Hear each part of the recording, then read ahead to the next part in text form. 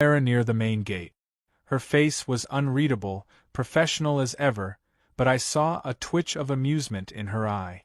"You've got quite the neighbor," she said. I nodded. "She thinks Facebook likes come with government clearance." Clara held up a Ziploc bag with the printed map Karen had given the hunters. It had hand-drawn arrows, color-coded zones, and a handwritten label on my creek. HOA Natural Preserve Area. She shook her head slowly. "We're adding this to the report. This might go beyond trespassing." I raised an eyebrow. "Criminal facilitation?" Clara didn't answer, but the look said it all. I walked back to my porch, sat down, and watched as the sun burned off the last of the morning fog. What had started as a ridiculous HOA stunt was now an active federal investigation. And Karen? She was still smiling in her video, clueless that her next HOA meeting might. The next 48 hours unfolded like a slow-motion disaster you could see coming from a mile away but still couldn't stop. Karen had poked the bear, but instead of backing off once it snarled, she kept prodding with a smug grin and a clipboard. Word of the hunting incident spread fast, not because I said a word, but because people love chaos and HOA drama was already their favorite show. A few neighbors with half a brain started asking questions in the HOA Facebook group. Who authorized firearms in a residential adjacent zone? Did Karen really invite people with weapons onto private land? What if there had been kids nearby? Karen responded with a typed-out wall of text claiming emergency wildlife relief efforts were under her rights as president of the HOA's Environmental Committee. The committee, by the way, consisted solely of Karen and her friend Rhonda, who once tried to ban barbecue grills for being smoke pollutants. I didn't engage publicly. Instead, I prepared quietly. My attorney, Russell, an old college buddy with a poker face carved from marble, had already started drafting a formal complaint. We weren't just talking about trespassing anymore. This was the kind of event that made insurance companies nervous and federal agencies start pulling threads, especially after the drone footage was reviewed in full. Clara confirmed that the video showed not only unauthorized armed entry, but Karen's clear involvement. There she was, waving the Jeep forward, pointing at my tree line like a general sending troops into battle, all while sipping a smoothie and wearing a hat that said Land Guardian. The Bureau wasn't planning a public arrest.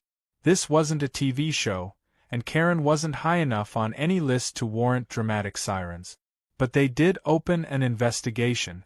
Quiet, steady, and serious. The footage, the false maps, the hunters' testimonies, the social media posts, it all became part of a digital file that now had her name in bold at the top. And while Karen continued to post videos about taking control of community wildlife, federal tech analysts were downloading every frame. I got a call from one of Clara's team members asking for any printed material or recorded messages Karen had shared with the HOA. I sent them a folder labeled Karen's Greatest Hits. Meanwhile, back at the ranch, I started noticing something strange. New vehicles began appearing in the subdivision. People I hadn't seen before. Some were clearly relatives or friends of HOA members coming to gawk, but others were men in suits taking notes, snapping photos of the gate, the signs, the trail camera mounted by the fence post. Clara later confirmed that Internal Affairs had looped in a federal risk assessment team. Why? Because the incident involved government trainees. And when anything even slightly touches that, red flags go up like 4th of July sparklers. Karen, blissfully unaware of the tightening noose, doubled down on her efforts. She held another emergency HOA meeting, this time in the clubhouse parking lot since the building had been temporarily locked due to liability concerns. She stood in front of folding chairs and a poster board reading, HOA Wild Game Protection Program, while speaking into a battery-powered karaoke mic. I only knew this because one of the neighbors recorded the entire thing and sent it to Russell. Karen claimed that the land dispute was rooted in colonial boundaries, and that the HOA had every right to reclaim stewardship of the unregulated zones. She called my barn an unregistered nuisance structure and referred to the FBI trainees as unverified campers. That statement alone nearly made Russell choke on his coffee. As tension built, cracks started showing in Karen's army. One of the 6 hunters involved had a sister living in the HOA. After realizing what Karen had dragged him into, he confessed the whole thing to her. She went straight to the HOA board and demanded answers. Others followed. Rhonda tried to calm the waters with a statement about intentions being misunderstood, but it was too late. Residents were furious, scared, and suddenly aware that they might be legally exposed because of Karen's fantasy crusade. Then came the press. A local newspaper got a tip from someone inside the sheriff's department, anonymously, of course, that there had been an incident involving federal law enforcement and civilian trespassers on a ranch bordering an HOA community. The article was careful, no names, no accusations, but the implication was clear. An HOA president had crossed a line. The reporter called me for a quote. I gave none. Russell said not to say a word publicly. Let Karen dig her own hole, and she did. In a now viral video posted to her personal TikTok, Karen stood beside a framed copy of the HOA charter and declared that she was unafraid of government bullies and would continue her mission to preserve suburban ecosystems. She ended the video with a smug smile and the line, "I'm just getting started." That clip got picked up by a local news segment, then a national HOA parody page. Within 24 hours, Karen had become a meme. Meanwhile, Clara scheduled an official debrief at my place. 3 bureau officials arrived, not in black suits but dressed like they were headed to a nature preserve fundraiser. They set up in my kitchen, quietly reviewed footage again, and took notes on the latest HOA post. One of them, a serious woman with the posture of a West Point grad, asked if I'd ever felt personally threatened by Karen. I said no, not physically. But intellectually? Every day. They didn't laugh, but the corner of her mouth twitched. By the end of the debrief, they confirmed that a formal case had been opened and that Karen's name was listed as a person of interest in a federal investigation related to civilian interference with a training operation. I asked if it was criminal.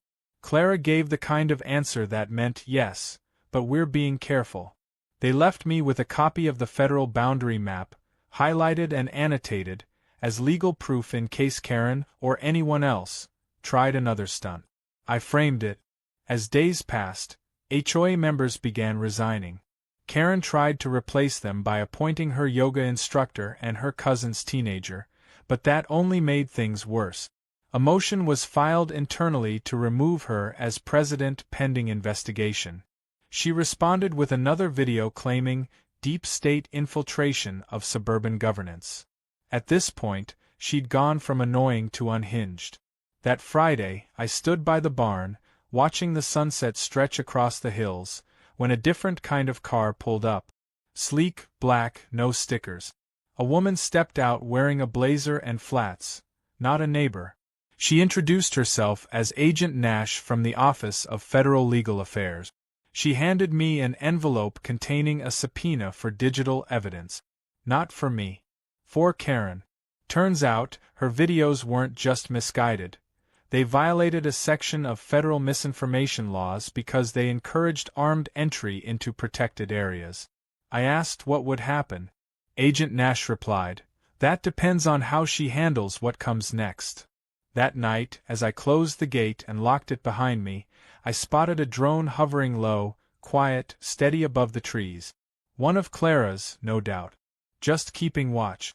I had lived on this land for decades, through storms, wildfires, and years when the creek dried up and the grass turned to ash.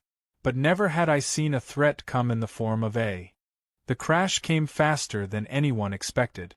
It didn't make headlines with explosions or flashing lights, but it hit like a freight train made of subpoenas, resignations, and public humiliation. The first official blow was delivered on a Tuesday morning, just after sunrise, when the county courthouse published its weekly docket. Listed under civil litigation, barely noticed by most, was a case filed by my attorney, Jesse Calhoun vs. Karen Braddock and the Clearwood Pines Homeowners Association. Claims included trespassing, endangerment, incitement to violate federal law, and defamation. It wasn't about money, though damages were listed. It was about the record. It was about putting into writing that Karen's lies and recklessness weren't just obnoxious. They were dangerous, illegal, and now officially under a judge's review. Karen's reaction came a few hours later, and was exactly what you'd expect from someone who thinks legal documents are just suggestions. She posted a 4-minute video titled, "False Allegations by a Rogue Rancher," in which she called the lawsuit retaliation for civic responsibility and accused me of using government cronies to intimidate her into silence. The video was filled with the same buzzwords she always used: freedom, stewardship, ecological balance, but now it had an added edge of desperation. You could see it in her eyes. The confidence had started to crack. The comment section wasn't filled with support this time. It was filled with neighbors, former supporters, and even her own HOA board calling for her resignation. Someone commented, "You sent hunters onto land with FBI agents. You're lucky all you got was a lawsuit." That comment got more likes than the video itself. But Karen still wasn't done. Somehow, through either sheer ignorance or blind arrogance, she decided to hold one final HOA meeting to clear the air. She booked the clubhouse, printed flyers, and went door to door with her little dog in a backpack carrier, inviting residents to hear her side of the story. She promised transparency. She promised proof. What she delivered, however, was a slow-motion public relations meltdown. I didn't attend, but my friend Todd did, and he gave me the full rundown later over beer and brisket. According to him, the meeting started with Karen pacing in front of a whiteboard labeled Truth and Timeline. She launched into a monologue about community rights, private land mismanagement, and her duty to protect the suburban habitat. She showed grainy screenshots from her phone, tried to prove that the training camp was fake, and even accused me of staging the entire event with actors. At one point, she said the FBI was a contractor organization hired by land developers to intimidate HOAs. That was the moment Todd realized she had finally slipped all the way off the rails. Halfway through her presentation, a man in the audience stood up and asked a simple question. "Why were men with rifles on land you don't own?" Karen blinked. She stammered. Then she blamed poor communication. Another neighbor asked how she got access to those Google Maps she handed out. She said they were interpretive overlays. Someone else asked if she had legal advice. She responded that she had common sense and a civic compass. It was the last thing she said before 3 board members stood up and walked out. Others followed. What was left of her audience trickled out quietly, leaving Karen alone with her whiteboard, her dog, and a half-eaten tray of cookies. Meanwhile, things were heating up on the legal side. Russell had filed discovery motions, and the Bureau had agreed to submit a limited version of their drone footage to the court. Karen's attorney, someone she'd found through an online message board for property rights activists, filed a motion to dismiss, claiming that the HOA had reasonable cause to enter the disputed land. The judge denied it within 24 hours. It wasn't even close. Clara sent over a document with GPS logs, timestamps, and a summary signed by a federal liaison that made it crystal clear. The land was under protected operational use, and Karen had authorized civilians to enter it armed, without consent, and with misinformation. In other words, she had just walked into a wall wearing a blindfold she stitched herself. But the part that really sealed her fate didn't come from the court or the Bureau. It came from within her own ranks. Rhonda, her last remaining ally on the HOA board, flipped.